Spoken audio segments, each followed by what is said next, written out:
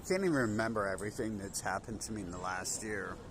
There's just so much stuff, and I tried to forget a lot of it. It's kind of terrifying.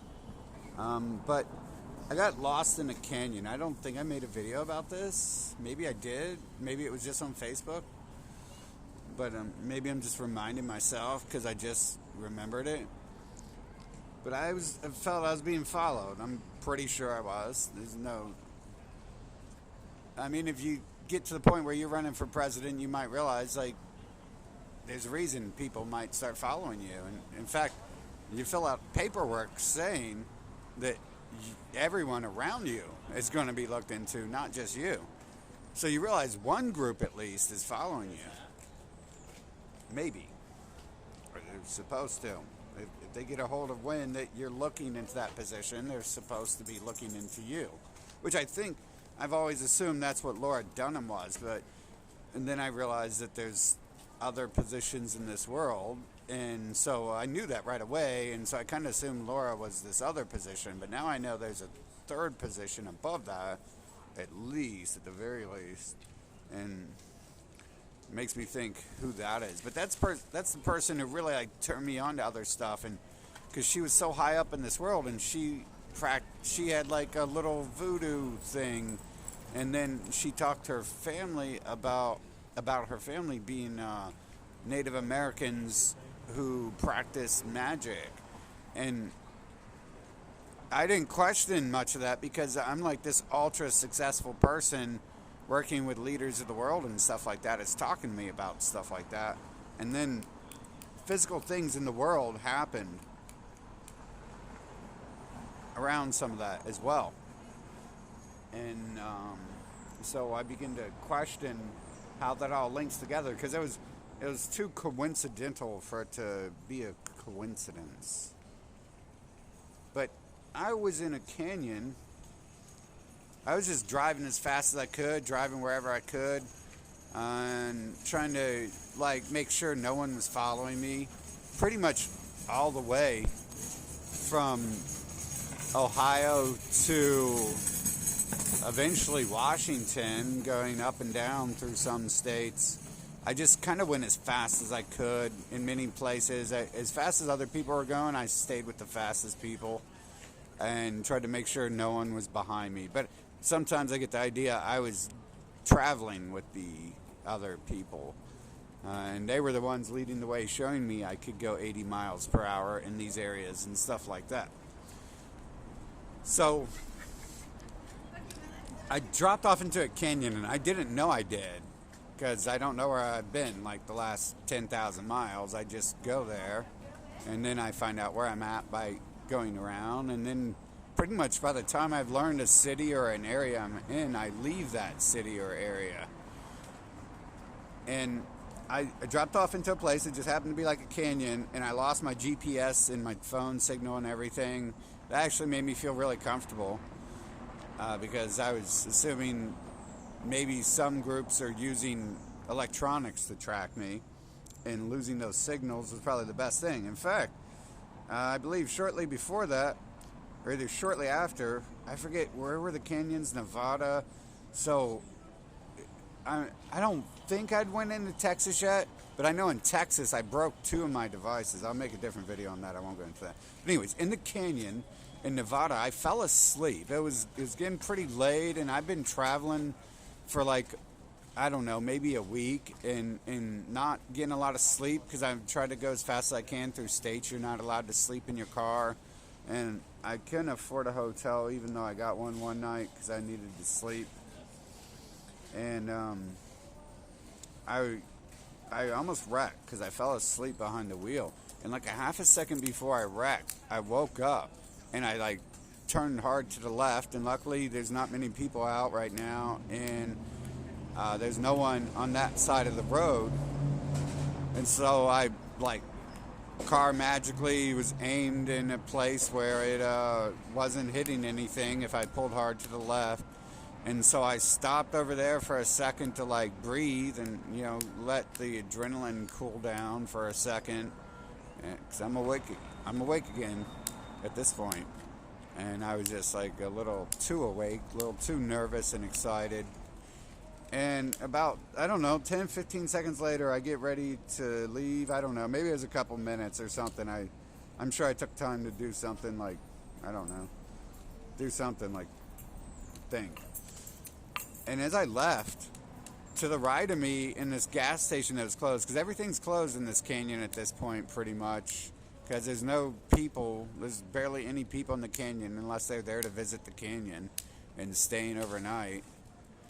And this dude, as I pull out, this dude who looks like the image of Yahweh is walking out of this empty gas station, not like out the door, but like out of the area. And it's like, there's no one like out here walking. We're in the canyon, everyone has campers, and no one's out at this time. It's COVID time, and the entire nation was shut down. Like somehow everyone was in bed and asleep by 10 p.m. There wasn't even people in their windows after 10 p.m. generally. Like having meals with their family or dancing or anything like that.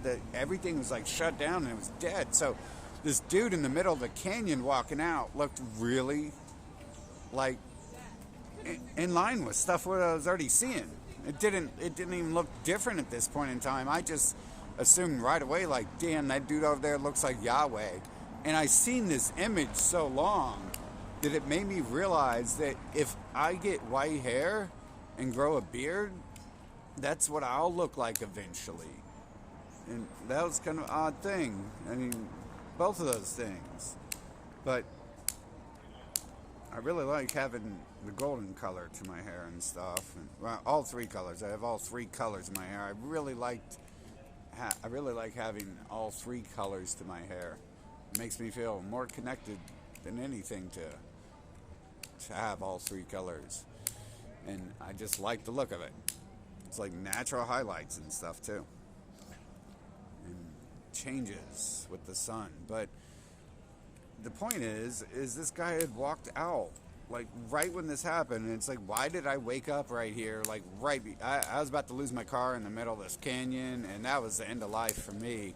Instead of my life ending up here in Washington when my car gets taken away, then I would have been really screwed, and I wouldn't have made it to complete my first two missions or begin work on my third, which I kind of failed at because I'm still alive.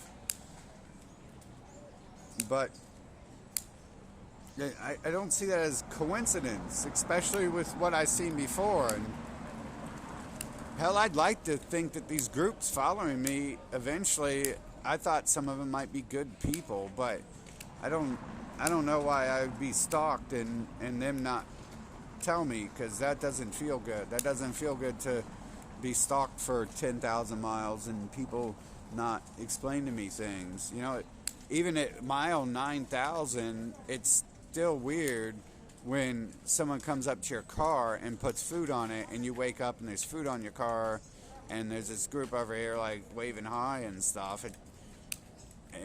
And then your first thought is if you experience what I have, it's like, should I eat this food? Is it poison? Because they've given me warnings. I should be careful about things, but I don't be careful about things. I just throw caution to the wind, and I kind of welcome being poisoned. Like, I mean, please do. Like, you're still doing my work. Whether you're helping me give me food to eat, or you're helping me and giving me food filled with cyanide, you're helping me progress towards my goals in life. And I don't know, maybe give me food to eat and that isn't poison is actually working against some of my goals. But I've seen this stuff, and it's really happened, and I've seen it a lot of times to know that I'm not making it up. I don't make stuff up. People will be like, you're on drugs, and it's like, well, that's nothing new. I've taken lots of stuff, and I've never got to see anything. I really haven't taken lots of hard stuff. You can buy alcohol and weed on every corner.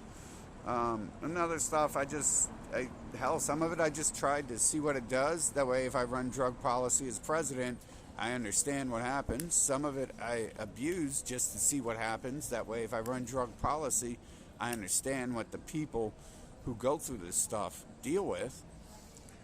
And Some of it I use a little bit more after that. And but it's like right now, like I don't need anything. I'm not like addicted to drugs. I'm drinking alcohol to like kill off my anxiety and nervousness, largely because I can't get my nerve medication from the doctors because it's so hard to buy drugs off them and so expensive to buy drugs off the doctors. And I could really use it. Like they have like 3, 4, 5, 6 formulations of anti-anxiety, nervous medicine, and that are fast acting, and then they have like 12 that are continual use acting. But it just costs so much to get it, so I use alcohol to kill it. And then the world's like constantly telling me to smoke weed too. They're telling me like erasing my memory and changing my attitude is like altering the world around me, and they're correct. I don't know how that happens. I don't know how 20 billion, 40 billion people can all be participating in that same sort of game if it's happened to the levels I've seen where things around me like will reflect what's going on in my head.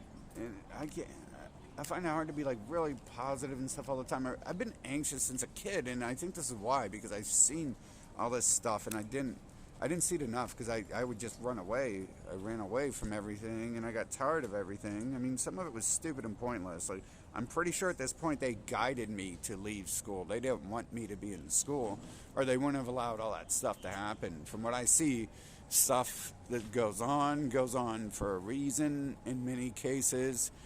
And I assume they purposely had nudged me to dislike school. And there was no reason for me to be at school either, because I already knew all that stuff from like kindergarten to 6th grade. I knew all that stuff. There's no reason for me to be in those grades. So when they kicked me out of school or pushed me in a direction where I would kick school so hard it would kick back, that was generally what happened. I see that as entirely set up. And that also answers one of those questions about why God allows bad things to happen, because I mean sometimes it feels like he was purposely trying to push me until I kicked back, and when I kicked back it allowed me the freedom that other people don't have, and it created a life that other people don't have. And obviously they understood I didn't need to be there too, so I should have been kicking and fighting and screaming from day one. I'm still not very good at fighting back all the time, but I'm excellent at kicking and screaming, and still doing that to this day. And it's kind of like, it's weird how that was almost like preparation for what I do now and stuff, which like in 2020 I was going around traveling thousands of miles. I was able to get kicked out of hundreds of stores. No, you can't do that. I was getting kicked out of stores in Columbus, and slowly I was not allowed back in this place or that place. And they started the 2020 stuff. I won't say the word COVID, because if I said anything bad about COVID, that's not allowed. So I'm not talking about COVID, I'm talking about 2020. And so in 2020 I got kicked out of like hundreds of places traveling across the nation. And from what I've seen, I was kind of like the only person doing that.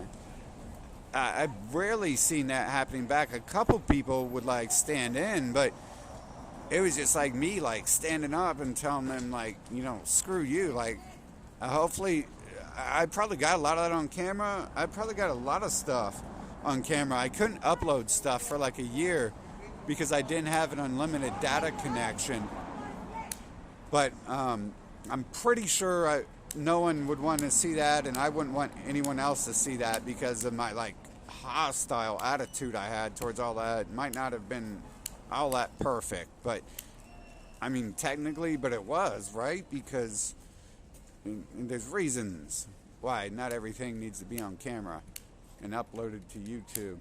But technically the hostility perfection to it was the perfection to it, as far as I can see, because it probably made everyone think. It probably made everyone pissed off.